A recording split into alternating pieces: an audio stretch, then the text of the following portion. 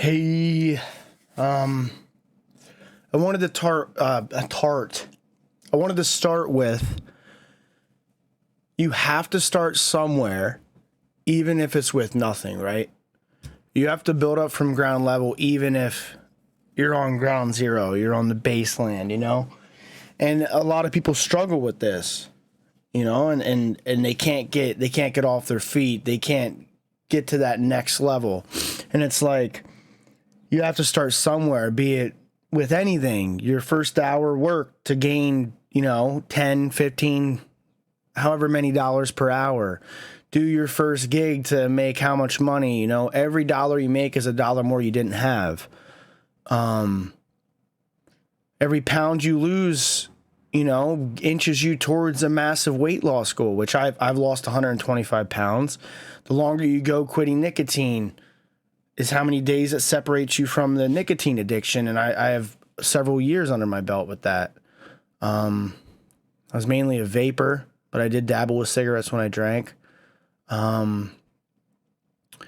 Collecting, like I've amassed quite a bit of positions in certain collectibles, and I had a lot from childhood, which boosted me, but I remember starting with like my first card, and now I have, thousands, and, my retro games, a lot of expensive things I wanted, I didn't have, and I amassed, a bunch of them over the course of years.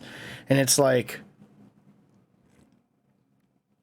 people will say like, well, I don't even have anything. Like if I start a collection and I put in 2 orders, I'll have like 3 things. And that's how you start. You start with one thing, 10 leads to 20, 100, 1,000.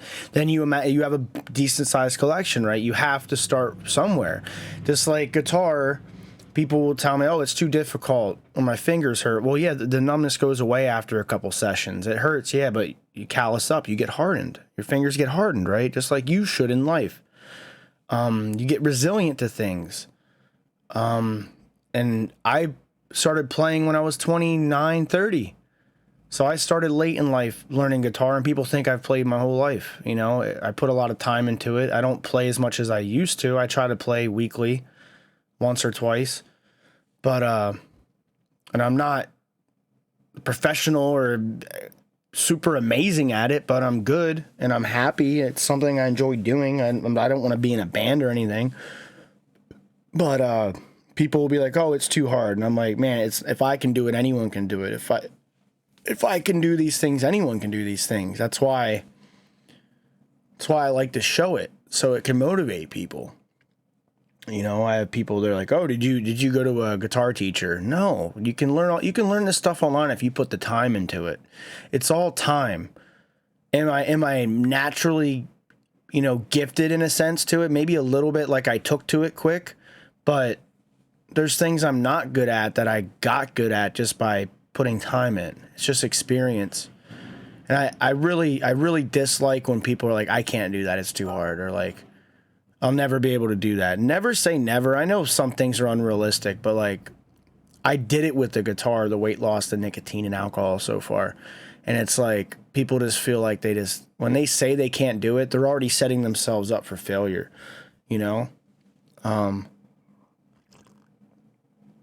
Show me a thoroughly satisfied man and I'll show you a failure. Like, you should never be thoroughly satisfied. You should always be striving for more, in moderation, right? But like the Funko Pops back. I don't buy Funko anymore, but like, I started with one horror pop, and now I have an entire collection of the horror pops. I like them. I was obsessed with them, and I don't buy them anymore after what happened with Funko. I don't really care what happens to the prices.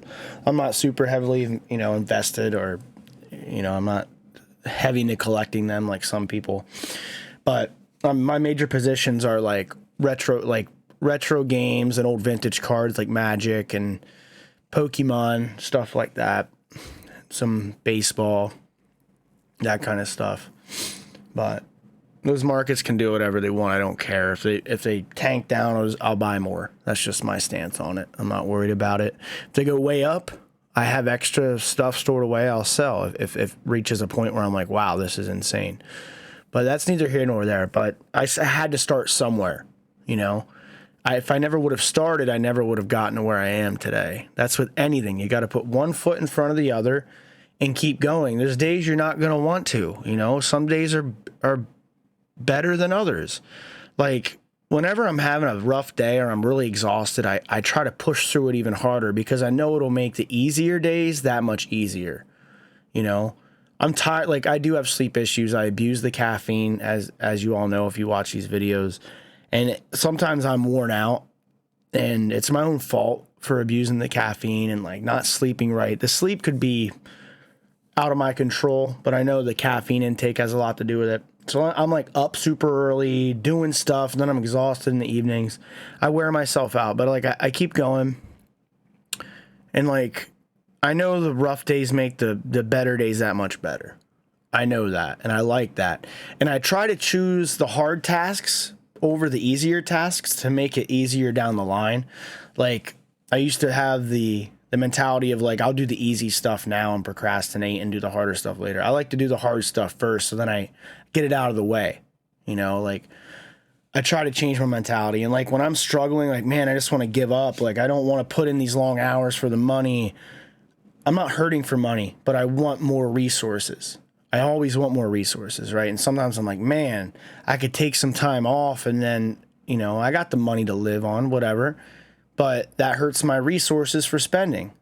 And I'll have this like inner battle with myself. Like I'll call myself a B, you know, like the swear word, because, you know, YouTube's a little sensitive.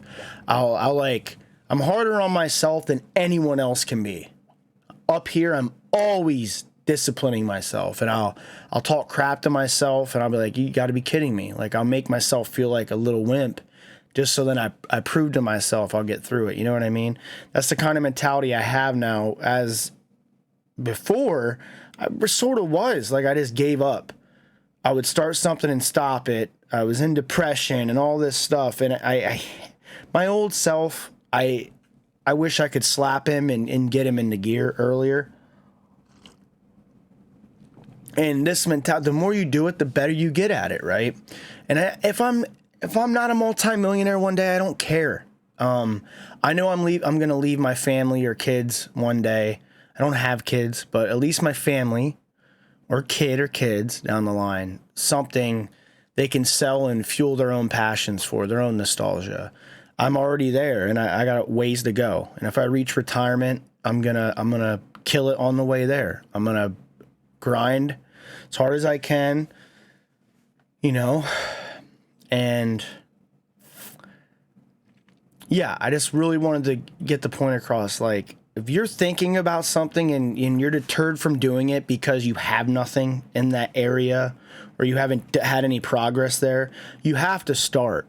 Like, it makes me sad when people just don't do anything because they have no progression in that area or they have nothing. So they avoid it and they feel like they're too afraid to do it. It's like it with investing.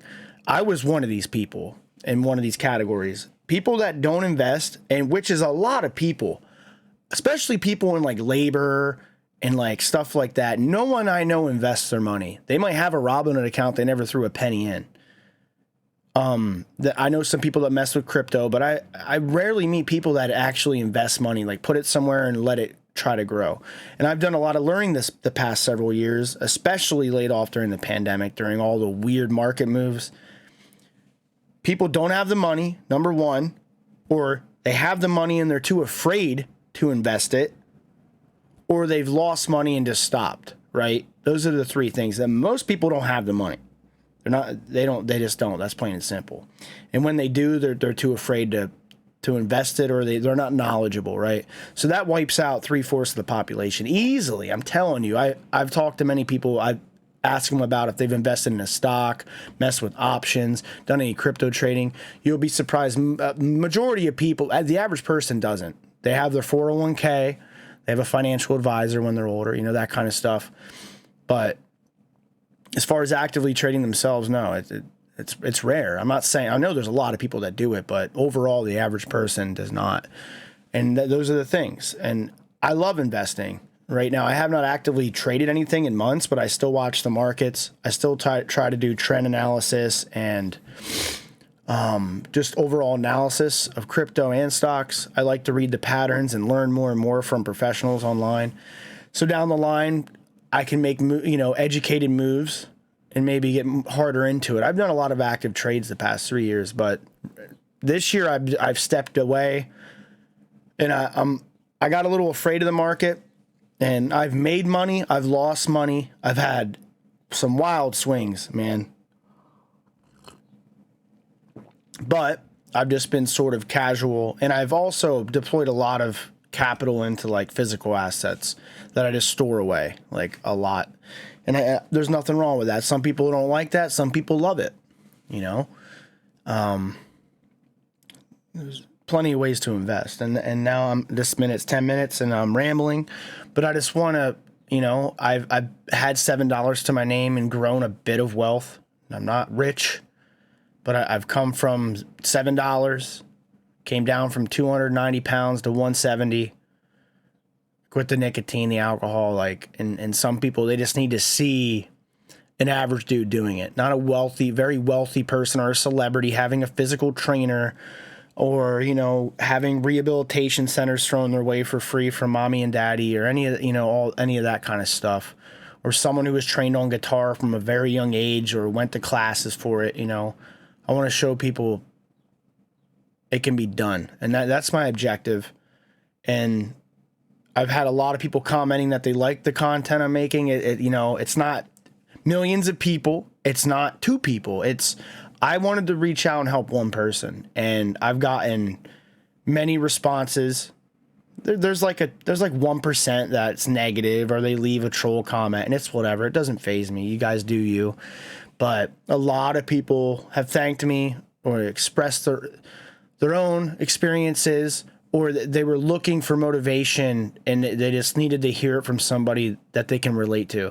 And that's why I'm doing it, and that's why I love it. And it's hard sometimes to come up with the topics, and I'm going to make a video on this, not burnout, because I'm not burning out, but I've talked about it in the past. My content's sporadic. Sometimes it'll be 5-6 videos in a week, and then 1 or 2. And then I haven't really missed a week yet, but I know that's going to happen. But I don't want to be repetitive, and I don't want it to be boring. I want it to be new topics and stuff, but it's nice to touch on the same topics, but crystallize out, branch out from it, right? I really like that. Some people may look at it as repetitive, but I get new viewers too, new people commenting when I touch on the same topics, and it's cool to meet new people and see their experiences, and I'm happy with it, and I'm not going to stop. And for the few of the people, the very few that have really ran their mouths in the comments and just were negative, and I could tell they were drinking, watching these videos, which I don't know why you're watching sobriety content when you're drinking. When I was doing that, I was looking for motivation. I wasn't looking to be triggered and get mad. But that is what it is. You do you. But I'm not going to stop. And it's a good day. And this video went on way too long. I got off topic like I always do, but we're running it, baby. Organic, straight to the point, and me rambling off like an ADHD lunatic. Take it easy. Much love.